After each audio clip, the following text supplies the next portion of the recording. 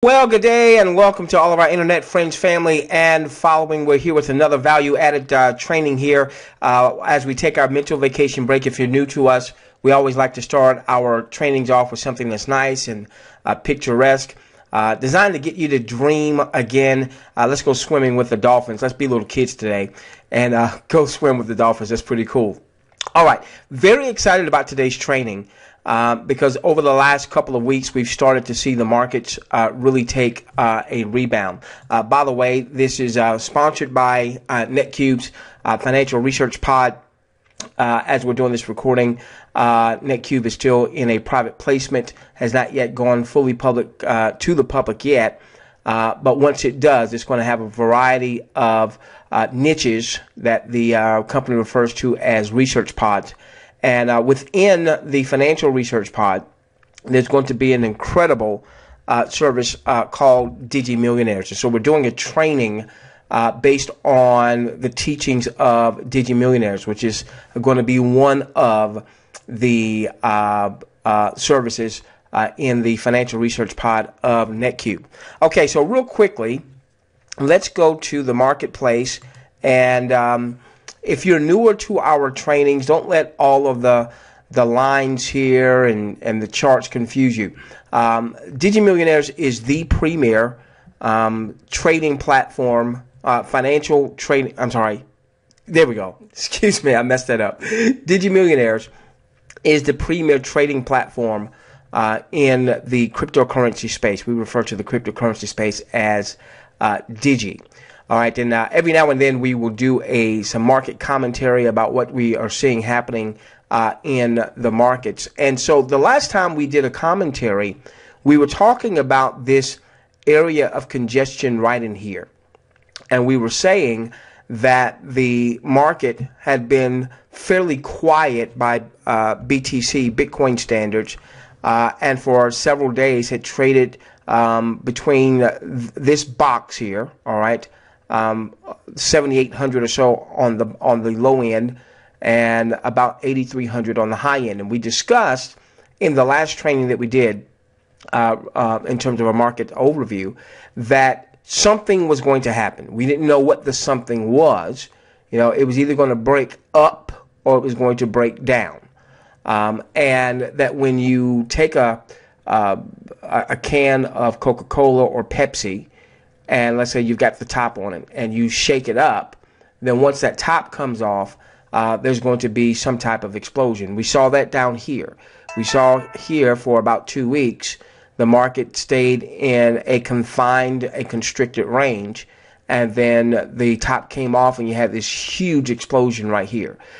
So, for instance, the day before this explosion, the low for the market was 6,700. The high was 7,000.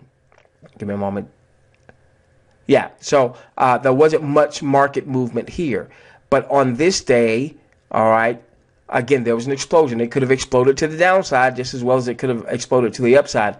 It exploded to the upside, and the low was 6,750 here, and the high was 8,000. And much of this explosion happened within 1 hour. Okay? So when you shake that can up and the market's been in a confined trading range or constricted trading range, at some point when the market breaks, it will tend to break pretty big either way. Okay? Now we discussed the fact that while the market was trading here, that if she were to, that she was finding some resistance at this particular line here. That was about 82.68. Let's call it 8,300. And that if she could break beyond that, then we could see her going back to some of her, getting some traction. We've seen Bitcoin come down from 20,000 in late December 2017. Started off the year at 13,000 January 1, 2018. And we've seen it go up to 17, close to 18,000 in 2018, but then we've seen it hit a trough at just under 6,000. And so we've only seen 1 year since 2010. We've only had 1 year where Bitcoin traded lower for the entire year. That was in 2014. So that doesn't mean that Bitcoin is going to trade higher this year. Past performance, no indicator of future results. But if Bitcoin just returns back to her norm, we would expect her to ultimately take out her all-time highs and go further from there. So look at what happened since the last time we had this discussion. We had this powering through this level of resistance, and then look at where she got stuck. Okay, this right here is the wick, and this represents the height of the day. All right, so the next level of resistance that we had on our charts was right here at about 9,000, and look what happened. She barely peaked above 9,000. All right, she got to 90, almost 90.50 that day. All right, and then she came right back down. And then this right here was today's candle. I'm doing this training on a Sunday. So this was today's candle, and once again, she just kissed the line and she bounced back down. Now, we just had the start of a new trading day. These candles on my chart here, they reset 5 p.m. New York time. Okay, and so it remains to be seen if she will kiss this line and try to power up through, or if she'll kiss this line and maybe come back down to support. We don't know. We don't know. Okay, but we do know that she has been honoring these previous levels of congestion of the past, whether they served as a resistance point, a ceiling where she would hit her head up against the ceiling and then come back down, or whether they served as support, a floor, just like the market had a floor down in this range. Okay, now let's go to CoinMarketCap real quickly so we can get a broad look at what is going on in the market, and then I've got to share with you. We just initiated a new buy signal on Bitcoin just a few days ago, and we did that when Bitcoin was at 83.32. The market's up now to 8,900, so congratulations to those of you who followed our signal, and you're already up almost 600 points as you re-enter the market, and we'll show you real quickly the power of our sell signals and our re-entry signals. Okay, now when you come to CoinMarketCap.com, and if this is not something you're frequenting, I want you to start getting used to frequenting this site, CoinMarketCap.com. When you get here, up at the top left it says cryptocurrencies, and it gives the number of Digi assets that are listed on CoinMarketCap. Left click here, and what this is going to do is it's going to open up so that you can see a broader view of the markets over the last 7 days.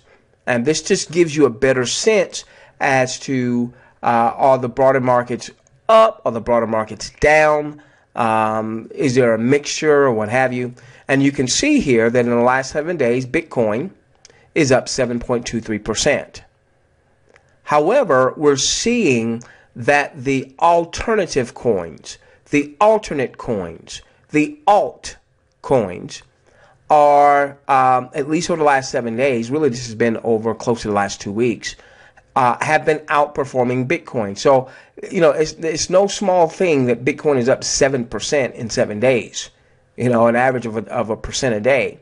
But Ethereum, for instance, is up 3 times that, almost 3 times what Bitcoin is up. And Ethereum has actually been leading the altcoin charge. Look at Ripple up 31%. Bitcoin Cash, this is a huge 59% over the last 7 days. Let's see if there's a couple more that jump out. Monero jumps out 38% over the last 7 days. Tron 25% over the last 7 days. Let's see. Let's see here. Populous 64%. Now I gazed over Bitcoin private at 90% because this is a newer asset that's trading. But I'm looking at assets that have been trading for a little while, and you can see there is a broad rally in the altcoin space. All right. Now, let me show one last thing here. Let me go back to my charts, make sure there's... Okay, so here's what we're going to be looking out for this particular week. Can Bitcoin, one, stay above this 8,300 range? Because she broke out above that. All right. Now, we might see her do some give back. All right. Because she's actually, if you look at it, from this trough down in here where she was trading in the less than $7,000 range, you can see here each one of these candles represents one trading day. So we've got the blue is up for the day, the red is down. So if we just go back here, we say, okay, we had 1, 2, 3, 4, 5, 6 up days in a row. All right, one down day here, so 6 out of 7. One down day here, 6 out of 8.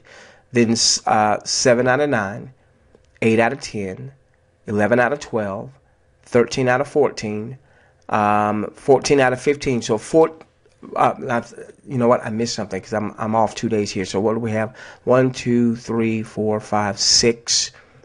6 out of 7. 6 out of 8. 7 out of 9. 8 out of 10. 10 out of 12. 11 out of 13. And 12 out of 14. So 12 out of the last 14 trading days, Bitcoin's been up. All right. Well, you know, she might be due for a pullback at some point. We don't know when that'll happen. So if she doesn't do some type of pullback this week, it's going to be very important to see if she can stay above the $8,300 range. That's when she broke out of this resistance. Very often, old resistance becomes new support. In terms of going forward, we need to see her get through this $9,000 range. We expected that there would be maybe some congestion there.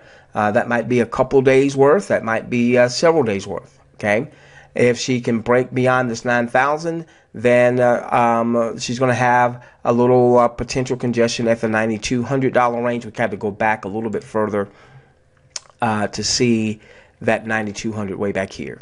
Okay, all right. No, I'm sorry, that was 11,000. Wrong spot. All right, right in here, and right in here. All right, is where we were seeing that 9,200, the level of congestion from the past. All right, and remember, the market's left to deja vu. But boy, if she can clear 9,200, we may see her take off all the way up to 10,600. Doesn't mean that'll happen necessarily in this week. But I can tell you that I believe it was on Friday, and we had we had told our audience on Thursday night on our lab of this soda can, this Pepsi deal, and the markets could pop on us. And sure enough, in like an hour's time, we saw the market go up. We sent out a message to our audience via email. The market went up like 427 points in 1 hour, which is a huge, huge move in such a short, condensed period of time. Okay, and so let's finish with this real quickly. Give me a moment here. Now, perhaps you've seen this before, but I want to do an update. You know, what happens when the market goes down? And that's one of the biggest messages that we have here at Digi Millionaires, is teaching our folks how to massively profit even when the markets are crappy. Even when the markets are getting slapped around. So what we do is we call a sell signal when we believe the markets are more likely to go down than they are to go up. Here's an example of a sell signal when Bitcoin was going for 11,300. So the strategy would be to move away from Bitcoin into cash or cash equivalent and to wait out the storm. Not necessarily with all of your Bitcoin, but with some of your Bitcoin assets. The market dropped.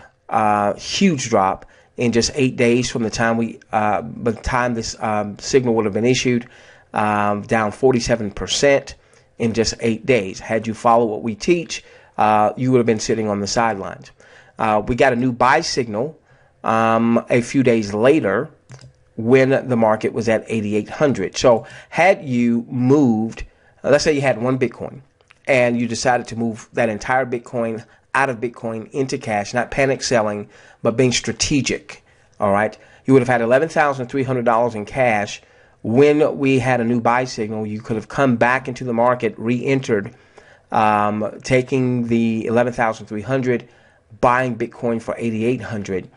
And now instead of having one Bitcoin, you would have had 1.284 Bitcoin, and that would have increased your Bitcoin holdings by 28.4%. And here's the key, without you putting any new money in your pocket. The last sell signal that we had on Bitcoin goes back to Thursday, February the 22nd. And we've been waiting for a new buy signal ever since that time. So we sold at 10,200. And so if you took advantage of the two sell signals about the pricing that we would have issued those signals, then you would have had about $13,000 sitting on the sidelines with this February the 22nd sell signal.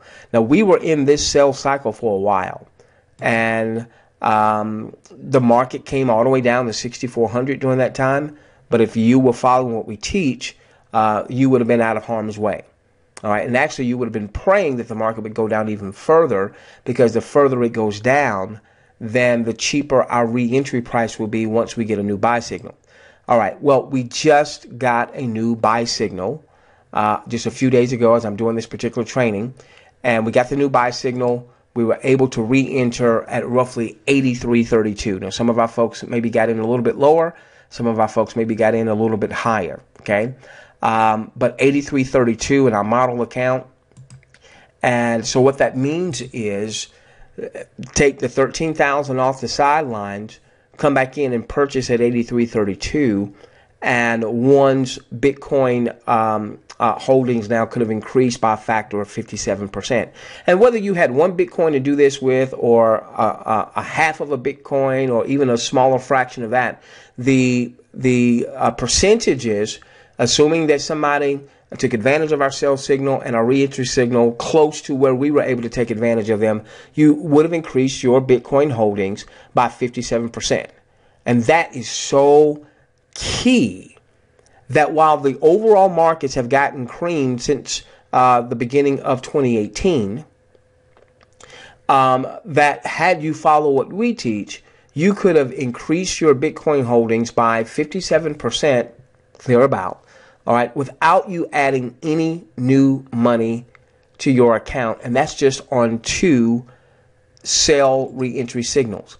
Now, the reason this is important is they're saying that Bitcoin could hit $250,000 by 2020. Now, I don't know if that's going to happen or not.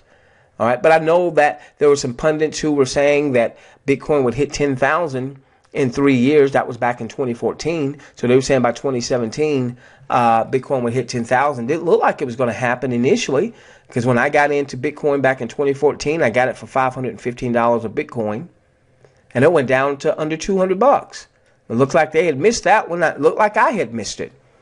And then Bitcoin took off in 2017, getting heights to as high as 20,000, closing well above 10,000 on December 31st, 2017.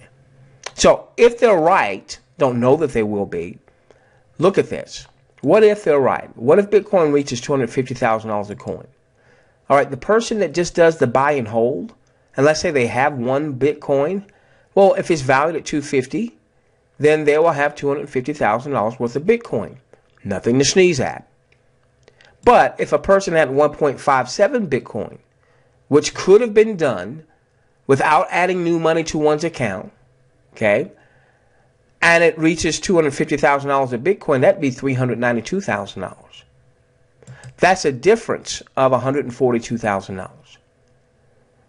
So, what I want you to get from this training is what we are teaching at Digi Millionaires, that I'm not aware of anybody, period, no group out there that I'm aware of is teaching what we're teaching, how we're teaching it, with the simplicity with which we teach it. This, you're aligning with Digi Millionaires or no, you're being a part of NetQube or no, could be the difference between you having financial success and not. So, I'm not sure when you're seeing this. Maybe NetQube has launched to the public by the time you're seeing this, or maybe they're still in the private placement.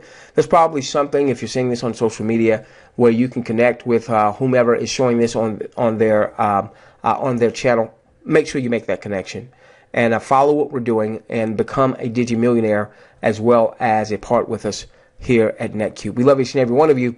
Let's change the world together, starting with yours, and let's get you to Digi, my gosh, millionaire status.